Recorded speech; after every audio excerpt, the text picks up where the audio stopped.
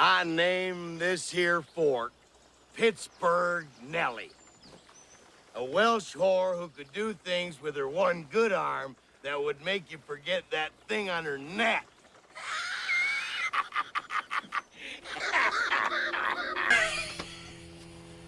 You join me here in Pittsburgh Nellie, my 1983 Ford Econoline Glendale motorhome. The Ford Econoline being the engine and the chassis, the Glendale being everything else that makes this a home. I bought this motorhome 3 weeks ago with the intentions of living in it and documenting my life in here for the next year.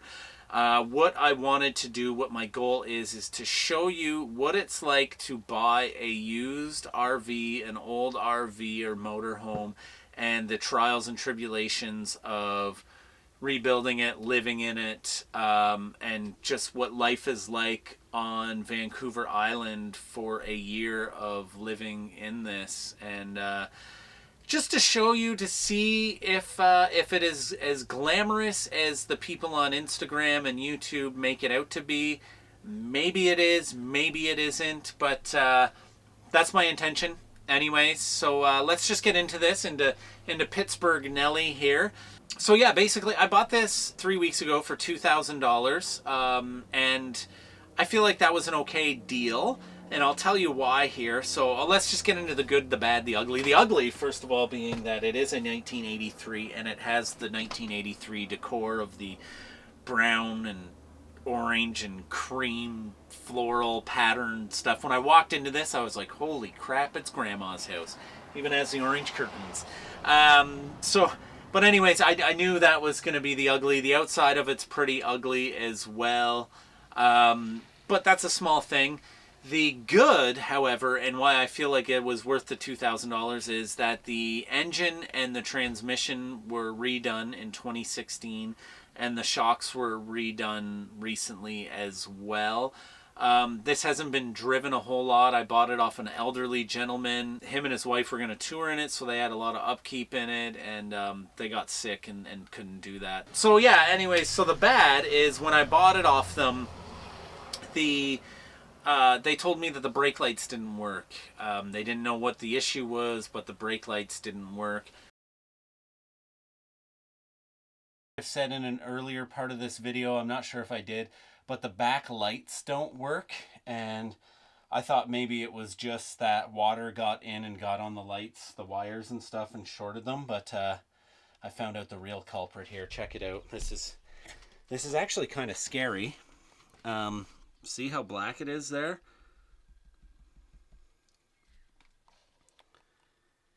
That is a little bit terrifying how it's burnt into there.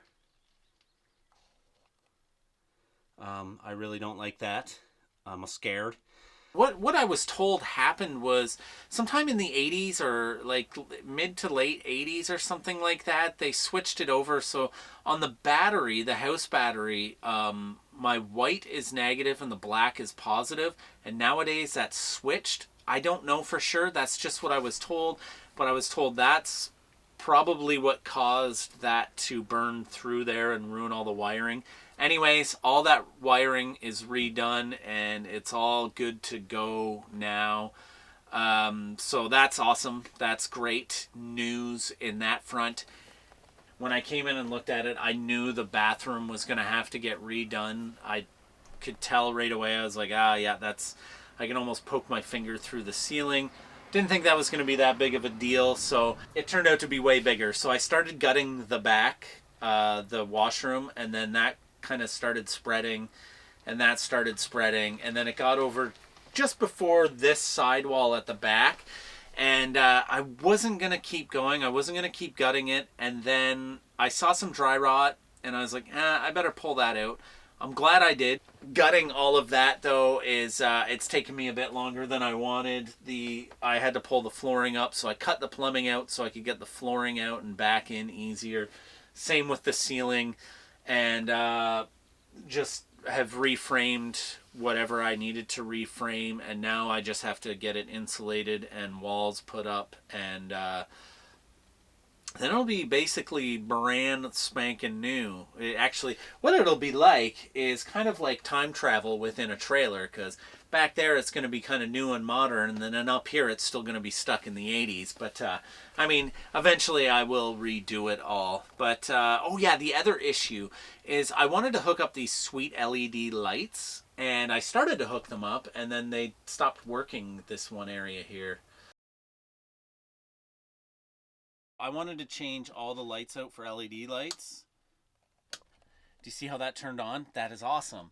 So what happened was I tried to get the kitchen one to do as such, and I have these 4 wires. There was 2 lights, boop bloop, and I tried to... So I've tried to hook the lights back up to that. They worked briefly. I got the light in there, and then all of a sudden it stopped working. So there's another light back here. The wires for this are here. I tried to use those to get them working, and then all of a sudden they stopped. So then I tested them, because these 2 wires here, those 2 wires there, they were working, and I was getting light off of that.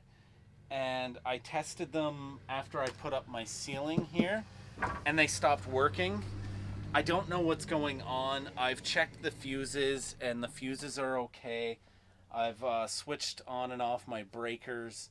My only thing is that I might have to be hooked up to shore power, but that still doesn't make sense to me, because why would this one work and those ones don't? Also, these were like the old lights here, and those work perfectly fine. I'm a little confused. If someone knows anything about the electrical and can help me, that would be great, because that's the other thing. This at one point worked. This worked up until the point where I took this out, took that light off, and that's the weirdest thing. It did work. I don't know. This is stuff that I got to try to figure out here. So that's what happened to me with those lights. I don't know. I'm going to have to go through it, or maybe get an electrician to come in and take a look at it, so I know they're done properly, so I don't have a fire situation on my hands again. But anyways, if you're interested in watching my journey of me living in a motorhome / RV for the next year, I suggest you follow along. It's gonna be quite the journey. I have a friend coming out in like a week and a half, or maybe a couple days from when you watch this, and we're gonna live in this for about 2 weeks together. So that should be quite the journey. It could be the end of a beautiful friendship, to be honest. So anyways, that's coming up. I'm thinking about starting a Patreon of me doing like bloopers and behind the scenes and stuff like that of my adventures and things. For any of this stuff, it'll mostly be me swearing and crying. And if you're interested in that, let me know in the comments below. If you have no interest in it at all, then also let me know in the comments below. But anyways, this is me and Pittsburgh Nellie. And just don't forget to get out for adventures and things, and do stuff and things or stuff. And, well, me and this Welsh whore are going to hit the road.